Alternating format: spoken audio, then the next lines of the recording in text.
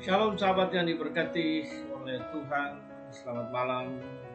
Di hari ini saya ingin membagikan fenomena-fenomena Kristen yang sering terjadi, tetapi itu terluput dari pengamatan jemaat Tuhan sendiri. Nah, di era milenial ini jemaat Tuhan harus bertumbuh dalam pertama kasih karunia Tuhan, kemudian juga memiliki pengetahuan yang baik secara doktrinal, ortodoksi, dan kemudian bisa mengaplikasikan ortodoksi itu dalam perilaku sehari-hari, ortopraksis, sehingga dengan mudah dapat mengenali hal-hal yang kecil, bahkan penyimpangan-penyimpangan yang sepertinya kasat mata, tetapi itu sering terjadi dalam gereja Tuhan. Nah, saya ingin mengetengahkan Galatia pasal yang kedua, ayat yang ke-11 sampai ayat yang ke-14. Tapi sebelumnya mari kita berdoa dulu Bapak Ibu Saudara yang dirahmati oleh kasih karunia Tuhan, sehingga apa yang kita belajar ini dapat menjadi contoh bagi kita semua dan dapat menjadi berkat bagi kita di hari ini. Baik Bapak Ibu, tunduk kepala dan kita bersyukur untuk hari ini. Tuhan, kami bersyukur untuk hari ini. Terima kasih untuk kasih karunia Allah yang hebat atas kami. Kami percaya penyertaan-Mu jauh melampaui segala waktu, musim, dan cuaca. Even until this day, all of us still facing Tuhan the pandemic COVID in this nation, God Jesus. But we thank you, God, for everything that you has done for us in our daily life. Terima kasih Bapak, kami sudah berdoa dan bersyukur. Amin. Nah sahabat yang diberkati oleh Tuhan Yesus, pembacaan kita hari ini terambil dari dalam Galatia pasal 2. Ya, Galatia pasal 2 itu ayat yang ke-11 sampai ayat yang ke-14. Paulus bertentangan dengan Petrus. Tetapi waktu Kefas datang ke Antiokhia, aku berterang-terang menentangnya sebab ia salah. Karena sebelum beberapa orang dari kalangan Yakobus datang, ia makan sehidangan dengan saudara-saudara yang tidak bersunat. Tapi setelah mereka datang, ia mengundurkan diri dan menjauhi mereka karena takut akan saudara-saudara yang bersunat. Dan orang-orang Yahudi yang lain pun turut berlaku munafik dengan dia, sehingga Barnabas sendiri turut terseret oleh kemunafikan mereka.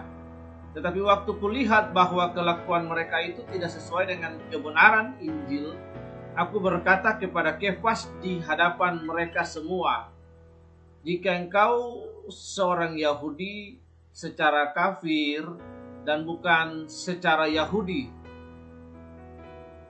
bagaimana engkau dapat memaksa saudara-saudara yang tidak bersunat untuk hidup secara Yahudi? Nah, ini yang ingin saya bahas di malam hari ini. Ya. Hari ini saya menulis sebuah status tepatnya 11 jam yang lalu. Nah, bunyinya seperti ini.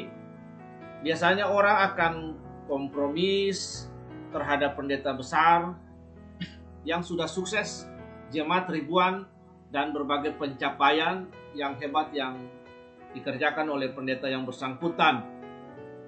Nah, bentuk kompromi terhadap pendeta tersebut itu bisa dalam bentuk satu bentuk pembelaan kepada pendeta tersebut, kesungkanan untuk menegur. Karena kalau dia sudah sukses, narasi yang sering, diksi yang sering orang Kristen terima, orang Kristen percaya, dan itu disampaikan berulang-ulang secara tidak langsung. Orang mempercayai itu sebagai sebuah kebenaran, but it's not the truth. Mereka percaya bahwa if a pastor, dia sudah successful, kemudian punya kongregasi yang besar, have some branch in another place, dan lain sebagainya, very richly. Tapi mereka sungkan untuk menegur. Sebenarnya mereka tahu ada sesuatu yang salah, tapi karena rasa sungkan, rasa kompromis, dan lain, kebenaran yang sudah mereka anut, yang sudah tertanam dalam alam bawah sadar mereka, jika seseorang pendeta itu sudah berhasil dengan kriteria-kriteria yang tadi saya sebut, maka perkataannya adalah perkataan benar. Dia nggak boleh diprotes. Ini sebenarnya diksi yang keliru yang harus dihancurkan, ditumbuk supaya tidak merusak kerangka dan pola pikir orang Kristen. Ini pemahaman yang keliru, yang salah. Narasi bodoh ini di dalam kalangan Kristen dianggap sebagai sebuah kebenaran. Tidak ada kebenaran lain di luar Kristus, di luar Alkitab. Nah, Yohanes 8 ayat 32 berkata, if you know about the truth shall make you free. Jadi sebenarnya mereka mempercayai sebuah kebenaran yang bukan kebenaran. Seperti Pilatus. Bapak Ibu Saudara yang diberkati, Pilatus itu merasa dia benar. Karena memang sebagai penguasa Romawi di Palestina, perkataannya adalah hukum, tindakannya adalah hukum. Nah, itulah sebabnya ketika dia berjumpa dengan Yesus, dia berkata, "Quis est veritas?" Yesus tidak menjawab karena perkataannya itu adalah pertanyaan impersonal. Yesus bukan benda mati yang sedang berdiri di depan dia, tapi seorang pribadi, person. Nah, kalau karena Pilatus berkata, apa itu kebenaran? Dia sudah punya segudang understanding, pemahaman, penafsiran, diksi, pengertian diri sendiri about the truth. Tapi kalau dia bertanya, who is the truth? Maka Yohanes 14 ayat yang ke-6 berkata bahwa aku adalah jalan, kebenaran, dan hidup. Tidak seorang pun sampai kepada Bapa tanpa melalui aku. Pada bagian lain, Amsal berkata, Bapak Ibu, Amsal berkata kepada kita bahwa ada banyak jalan yang disangka orang lurus, tapi ujungnya menuju maut. Nah, itu introduksi singkat, karena itu narasi yang bodoh ini di dalam kalangan Kristen dianggap sebagai sebuah kebenaran. Saya pribadi tidak peduli dengan bahkan gembala sekalipun, pimpinan sekalipun, kalau dia salah ya harus kita tegur dengan koridor yang benar, koridor yang baik, yang memang sudah diatur di dalam Alkitab. Nah, berkaitan dengan apa yang ingin saya sampaikan, itu status saya tadi 11 jam yang lalu.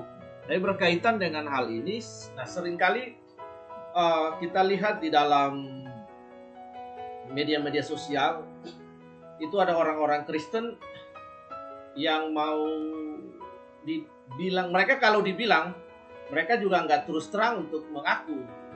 bahwa memang ada kelompok-kelompok yang orang Kristen yang ada di media sosial yang memang punya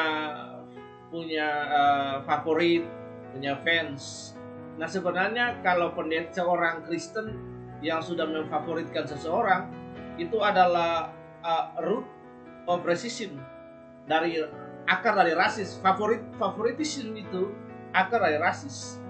Nah, karena itu pada bagian lain Alkitab juga berkata bahwa di antara kamu ada yang membuat kelompok golongan Paulus, golongan Apolos, dan golongan itu realita juga yang ada sampai hari ini. Nah, orang Kristen memfavoritkan pendetanya, memfavoritkan seorang orang lain dalam kepemimpinan Kristen ya, yang dianggap berhasil.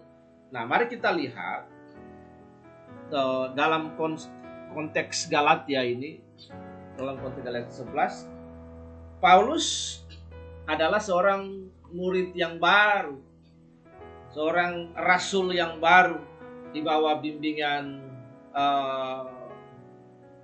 Ananias, kemudian ada Silas dan Barnabas yang membantu dia. Ya, sebenarnya Barnabas adalah orang yang menjadi spiritual father untuk Paulus ya, dalam konteks gereja perdana. Ya. Karena Paulus juga adalah seorang yang terdidik di sekolah rabi yang disebut Yesiva, murid dari Gamaliel, anak dari Rabi Hillel, yang kita tahu bahwa adalah rabi yang besar yang hidup sesama dengan Rabi Syama dan rabi-rabi yang lain. Nah, kita lihat di sini Paulus meskipun seorang rabi yang baru, dia tunduk kepada soko guru Petrus, Yakobus, dan Yohanes. Tapi kita lihat di dalam Galatia ini, konteks Galatia ini, Paulus berani untuk menegur kemunafikan Petrus. Nah, hari ini sih there's nobody perfect. Semua orang sedang berjuang untuk menjadi serupa dengan Yesus dalam konteks kekristenan ya. Nah, seringkali kan kita membuat pengecualian. Kalau pendeta itu sudah sukses, sudah berhasil, dan punya banyak jemaat dan lain, maka perkataannya itu dianggap sabda pandito ratu. Padahal tidak. Tidak semua perkataan pendeta itu berasal daripada Tuhan. Bisa berasal dari dirinya sendiri. Nah, ini yang harus kita pahami. Petrus saja keliru bisa munafik. Nah, itulah sebabnya ayat ini ditulis untuk menjadi sebuah pelajaran bagi kita. Kita dapat belajar dari kisah dan konteks ini. Saya tidak ingin mengupas kemunafikan Petrus, tapi yang saya ingin sampaikan di sini adalah bahwa seorang pendeta punya peluang untuk bisa salah, untuk bisa keliru dalam pernyataan, bisa slip of tongue. Ya, karena itu there's nobody perfect. Semua kita sedang menuju kepada kesempurnaan, sedang berjuang untuk kesempurnaan. Karena itu penting bagi kita belajar daripada kebenaran ini, di mana Paulus menegur Petrus. Di situ dikatakan, tetapi waktu kulihat bahwa kelakuan mereka tidak sesuai dengan kebenaran Injil, aku menegur mereka. Nah, ini penting sekali. Kalau ada pendeta hamba Tuhan yang tidak tertib hidup menurut kebenaran Injil, maka berdasarkan konteks Galatia ini, kita bisa menegur mereka. Nah, ada banyak hamba Tuhan dan orang Kristen juga yang seringkali berdalih kalau seorang pendeta yang mungkin saja menjadi favorit mereka, yang mereka menjadi follower dari pendeta terkenal tersebut. Nah, ketika ada pengajaran mereka yang dikritisi, maka mereka seringkali menggunakan diksi ini, yaitu bahwa apakah engkau sudah sukses seperti dia? Apakah engkau sudah berhasil seperti dia, jemaat ribuan? berapa banyak sih jemaat, apa pelayananmu dan lain sebagainya. Pelayanan itu menjadi ukuran. Pada konteks ini tidak ada hal-hal seperti itu. Paulus menegur, dia seorang yang baru. Kalau seorang terpelajar dalam kitab Taurat, ya dia adalah rabi, dia adalah raban. Tetapi dalam konteks gereja perdana, Paulus harus menundukkan diri juga kepada dan mengakui otoritas kerasulan yang ada pada murid-murid ke-12 murid. 3 diantaranya adalah soko guru, Petrus, Yohanes, dan Yakobus. Tetapi kita melihat Paulus tidak punya masalah pribadi. Dia tidak punya masalah pribadi dengan Petrus. Dia melandaskan tegurannya itu kepada kebenaran Injil. Nah, pada saat kita memberikan kritikan yang instruktif, membangun kepada orang lain, di saat yang bersamaan, kita juga harus siap sedia membuka hati kita untuk menerima kritik yang sama yang orang lain bisa tujukan kepada kita berkaitan dengan mungkin kesalahan kita, kekeliruan kita. Nah, ini yang harus kita belajar. Pada bagian lain, Paulus juga berseberangan dengan Barnabas, di mana kemenakannya Barnabas ini yang bernama Yohanes Markus tidak serius dalam pelayanan, bermain dalam pelayanan, tidak punya komitmen dalam pelayanan. Akhirnya Paulus memutuskan untuk tidak mengajak Yohanes Markus dalam pelayanan. Nah, konsekuensi dari keputusan Paulus itu, maka dia pisah hubungan kongsi pelayanan itu dengan Barnabas. Tetapi tidak membuat mereka menjadi dendam dan marah. Ini prinsip kebenaran. Lalu dia mendapatkan rekan yang baru, yaitu Silas. Nah, ini penting. Tidak ada urusan pribadi, dendam, marah di situ, jengkel. Ada ketiga orang lain memberikan masukan kepada kita berkaitan dengan attitude kita, berkaitan dengan ortodoksi kita, pemahaman kita, attitude kita dalam pelayanan. Paulus menggunakan kata di situ adalah bahwa kelakuan mereka itu tidak sesuai dengan kebenaran Injil. Karena itu kita sebagai orang Kristen, ketika kita mungkin melihat memimpin kita, gembala kita, pertama gunakanlah koridor yang sesuai dengan etika Alkitab yang mengajar bahwa tegurlah para pemimpin 4 mata. Datang, ajak ketemuan, lalu sampaikan keberatan-keberatan kita. Jika kita menemukan bahwa kelakuannya, karakternya itu tidak sesuai dengan pengajaran, sesuai dengan kebenaran Injil. Yang di sini yang dimaksudkan adalah kemunafikan yang ditunjukkan oleh Petrus. Kelakuan Petrus itu, yang munafik itu akhirnya menyeret orang lain untuk berdosa. Karena munafik ini dia tersebar sangat cepat. Dosa munafik ini dia mengkamirkan seluruh jemaat. Ya, kalau gembala munafik ya turun ke bawah juga jemaat munafik. Nah, karena itu kita harus belajar untuk menggunakan kisah ini menjadi kebenaran, menggunakan ayat ini sebagai sebuah landasan bagi kita untuk berdiri kokoh, teguh, berpegang kepada kebenaran Injil. Jadi ketika kita melakukan nasihat kepada orang lain, kritik kepada orang lain, yang dalam konteks saya adalah saya menggunakan perikop ini, konteks ini untuk juga melakukan koreksi, tentunya dengan etika, tidak argumentum ad hominem kepada seorang pendeta. Saya menggunakan hal yang instruktif, yang membangun. Puji Tuhan kalau dia terima.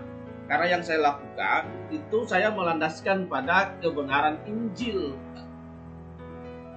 Saya mengikuti seorang pendeta besar, mengikuti bukan memuja dia, bukan menjadikan dia favoritisme juga, tidak sama sekali. Tetapi pengajaran-pengajarannya, pengetahuannya yang luas dan lain sebagainya, dedikasinya dalam bidang penginjilan, pengajaran, itu bagi saya itu luar biasa, karya Tuhan dalam hidupnya. Dia berdiri pada kebenaran untuk mengkonfrontasi seorang hamba Tuhan yang lain yang di tengah-tengah COVID disuruh Tuhan untuk menghardi COVID. Nah, tapi COVID tidak berhenti, justru merajalela. Dan dalam kelompok pendeta tersebut ini ada beberapa pendeta di bawah dia yang meninggal. Ya, saya setuju dengan pendeta yang saya maksud ini, yang menegur pendeta yang menengking COVID. Karena dia menggunakan prinsip ini. Nah, pada lain kesempatan, pendeta tersebut menggunakan mimbarnya untuk mengkomunikasikan hal-hal yang bagi saya itu bukan bagian dari tugasnya dan panggilannya sebagai seorang hamba Tuhan. Untuk harusnya dia mengkomunikasikan berita Injil.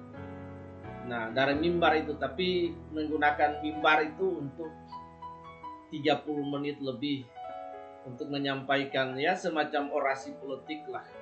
Bagi saya, menurut saya, berdasarkan konteks ini, maka saya menegur dengan instruktif yang membangun dengan etika. Saya tidak menggunakan argumentum ad hominem untuk menyerangnya. Jadi ada postingan-postingan saya tersebut di media sosial yang dapat dilihat. Nah, karena itu Bapak Ibu Saudara yang dirahmati oleh kasih karunia, hati-hati sekali dengan sikap favoritisme, pendeta favorit, pelayan favorit, dan lain sebagainya. Bukankah Alkitab juga sudah menyampaikan bahwa Tuhan tidak menghendaki di antara kita ada golongan Paulus, ada golongan Apolos. Alkitab berkata, aku menanam, Apolos menyiram, tetapi Allah yang memberikan pertumbuhan. Tidak ada golongan Paulus, tidak ada golongan Apolos. Kita akhirnya membuat segregasi, membuat kasta, akhirnya menjadi rasis dalam gereja. Ingat bahwa akar dari rasis itu adalah favoritisme. Nah, ini yang harus kita ingat baik-baik. Saya tidak pernah melekatkan perasaan saya kepada gembala saya, mentaitkan perasaan, lalu sungkan dan kompromi. Saya melekatkan perasaan saya pada kebenaran, kepada Allah. Karena saya menyadari bahwa saya punya peluang, saya punya kesempatan. Nah, even he is a pastor, sekalipun dia adalah pendeta, tapi dia punya kesempatan, dia punya peluang untuk slip of tongue, salah lidah, keselowca, salah bicara dan lain sebagainya, attitude dan lain sebagainya. Kita tidak bisa membela dia dengan segala keberhasilan di belakang yang dia capai. Iya, Tuhan tidak pernah meletakkan segala menyetujui bahwa kalau dia sukses, kalau dia berhasil, enggak. Kalau kita melihat di dalam 1 Korintus pasal 4 ayat yang kedua, Tuhan bilang bahwa hendaklah kita dapat menjadi hamba Tuhan yang dapat dipercaya oleh Allah dan dapat dipercaya oleh manusia. Kita berdikari itu, kita lihat Paulus berdiri dan menegur Petrus sebagai seorang yang menjadi pemimpin dari flock murid-murid itu. Dia seorang yang rasul utama, tapi Paulus berani menegur dia dengan berdasarkan kebenaran. Tetapi waktu kulihat bahwa kelakuan mereka tidak sesuai dengan kebenaran Injil, maka aku berkata kepada Kefas di hadapan mereka semua, di hadapan banyak orang, Paulus menegur Kefas atau Petrus karena hipokritnya, kemunafikannya. Apakah salah? Tidak sama sekali. Ketika seorang hamba Tuhan, pendeta, menggunakan media sosial, dia harus tahu konsekuensi sifat-sifat dari media sosial itu. Ketika dia mengajarkan sebuah pengajaran dan diupload di media sosial, maka ketika ada orang lain yang tidak setuju atas apa yang dia sampaikan, entah sebagian atau utuh, nah itu tergantung penafsiran mereka. Penafsir masing-masing punya daya betul kedewasaan untuk menangkap apa yang disampaikan, pengalaman dan pengetahuan ortodoksi yang baik. Nah, maka orang Kristen pun dapat memberikan sanggahan di media sosial karena memang lokus khotbah tersebut diunggah di media sosial.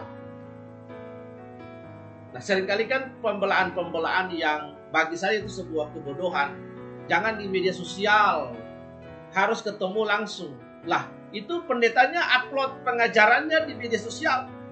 Mengapa saya harus ketemu secara pribadi? Lakukanlah pembelaan juga di media sosial supaya fair. Nah, ini yang penting di sini. Paulus menegur Petrus dan semua orang yang hadir yang munafik, bahkan sampai Barnabas. Di situ juga salah satu leader pemimpin di gereja mula-mula itu ikut munafik di situ. Tapi Paulus menegur mereka dengan keras. Biarkanlah hal ini menjadi sebuah relasi sintaktis bagi kita untuk juga berlaku hal yang sama di dunia sosial hari ini, khususnya berkaitan dengan kekristenan. Dalam hal menegur ada kekeliruan dan kesalahan yang dilakukan oleh hamba Tuhan yang lain ketika dia mengupload pengajarannya di media sosial.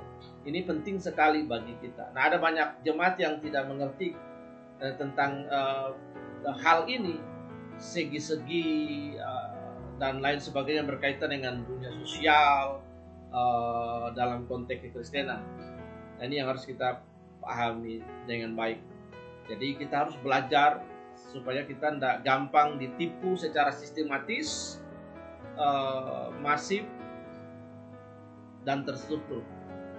Nah, ini kan dia sangat tipis sekali untuk kita bisa membedakan hal ini dari mimbar gereja. Karena itu sebagai orang Kristen yang dewasa, jangan pernah kita membawa perasaan kita, menggantungkan kedewasaan rohani kita, menggantungkan pilihan kita, pemahaman kita, keputusan dan pilihan-pilihan kita, kedewasaan kita kepada pribadi seorang gembala. Nah, kita bersyukur dia dapat mendidik kita, dia dapat mengajar kita. Tapi yang penting adalah semua kita tertuju kepada Kristus. Karena Bapak Ibu Saudara yang dikasihi oleh Tuhan, objek ibadah kita itu Kristus Yesus. Bukan kepada gembala, bukan kepada orang lain. Kita bersyukur dia dapat mendidik kita berbagi hidup dengan dia. Tetapi perasaan kedewasaan kita, sikap hati kita, itu lebih terpaut kepada pribadi Yesus. Bukan terpaut kepada pribadi gembala, kepada sosok gembala. Di dalam ilmu psikologi, itu ada dua sindrom. Sindrom Peter Pan. Bagaimana Peter Pan, kita tahu itu adalah sebuah cerita fiksi. Dia tidak besar-besar, dia kecil saja Peter Pan itu. Nah, artinya seseorang yang kerdil secara rohani karena menggantungkan dirinya, pemikirannya, perasaannya dan lainnya kepada sosok gembala. Dia melihat sosok gembala. Nah, saya pernah mengalami ini. Bukan saya mengalami secara pribadi, tapi saya mengalami dengan melihat seorang teman yang menggantungkan perasaannya, kedewasaan rohaninya, sikapnya kepada gembala. Jadi semua dia lihat, wah, gembala. Saya sempat kasih tahu ke dia, tapi setelah yang terjadi adalah ketika dia melihat bahwa gembala itu sudah tidak proporsional, tidak seperti yang dia harapkan, akhirnya dia sadar dan puji Tuhan dia mau berubah. Dan saya akhirnya berdiskusi, dan hari ini dia menggantungkan seluruhnya kepada Yesus. Saya bilang ke dia, bersyukur dipayungi, digembalai oleh gembalamu. Dia baik, sekalipun dia baik, tapi jangan pernah menggantungkan kedewasaanmu, pilihan-pilihan dan apapun terhadap gembala, tetapi kepada Tuhan. Engkau harus punya perjumpaan pribadi dengan Tuhan. Belajar supaya engkau punya pemahaman yang baik.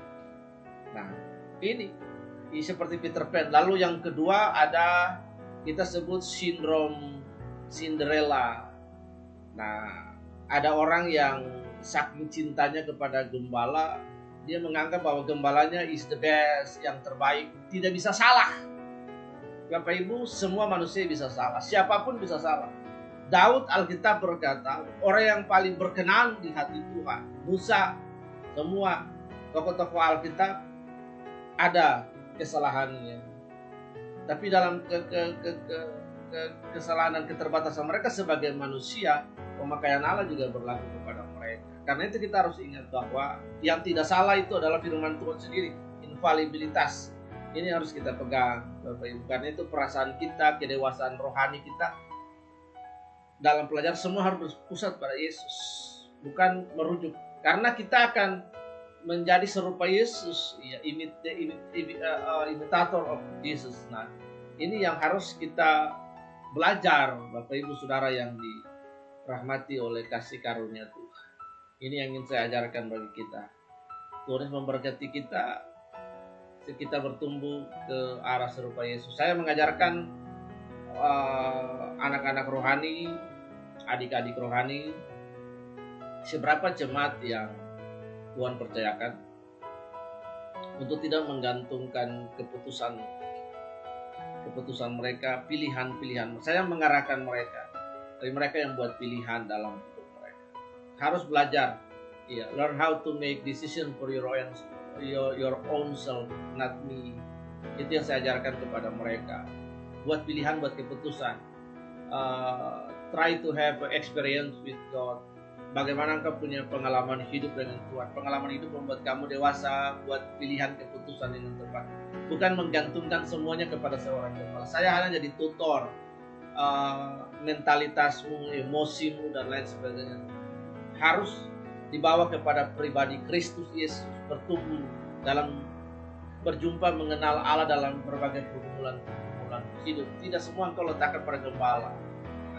Akhirnya kita jadi buta, seperti menggunakan kacamata kuda. Lalu kita, karena sudah favorit, kita membela berlebihan. Akhirnya berujung kepada kultus.